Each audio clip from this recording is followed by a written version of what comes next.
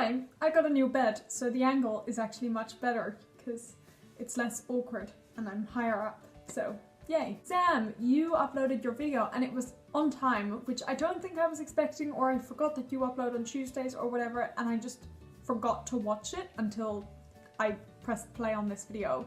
So I've just watched it, and first of all, I love that we all listen to the Harry Potter audiobooks. I think they're just very good because you don't have to focus quite as much on them because we all know the story so well, at least for me and I think for all of us. But like you said, I've sort of started leaning into podcasts because it's easier, it's less focus on it, and it's shorter, which is nice. And like I said, they're free and I can download them, which is just really nice. I also can't listen to new books when I go to bed because I just can't focus on it because I want to focus on it and then I can't fall asleep, which is why now what I've started to do is play podcasts. And what I do is I've listened to a lot of the Dear Hank and John podcasts, and I started sort of up until the start of 2019, but what I'm doing now is just playing the very early ones, like the first few, at night, and I set a timer for half an hour and I just listen to half an hour of it because I tend to fall asleep by then, and if not I'll just do another half hour.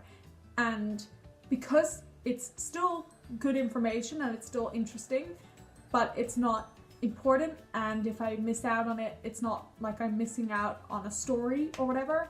I find those are really good and I listen to those just about every night, and if not that, I listen to Star Kid. My grandmother just walked in, which cut me off, sorry, but I've also sort of forgotten what I was saying. But on a completely different note, the last 2 or so nights, I've been going to bed really early, like yesterday I think it was 9 o'clock and the night before maybe 10 o'clock, and it's been wonderful because I get up at like 7:30, 8:30, and again I just sit in my bed for a bit, but it's fine, and I'm up early and I like being up early because I don't feel like I'm missing out on sleep, because I know that's like the maximum amount of sleep I'm gonna get. But then again, it's unlikely that that will stay. I find very often I have like 1 or 2 days of really good nights, going to bed early, waking up early, being on top of it, and then like the next day I'm going to bed at 2 in the morning and I ruin everything for myself. But I always surprise myself with how easy it is to get a good amount of sleep. Like, you can get 8 hours of sleep if you go to bed at 1 in the morning and wake up at 9. And I know a lot of people don't have the choice to wake up at 9, but for someone like me, who usually does, it's really nice and comforting to know that if I get 8 hours when I sleep till 9 and I go to bed at 1, if I go to bed at 11, I mean, I can get 10 hours of sleep. Also, don't mind my fashion today. It is awful.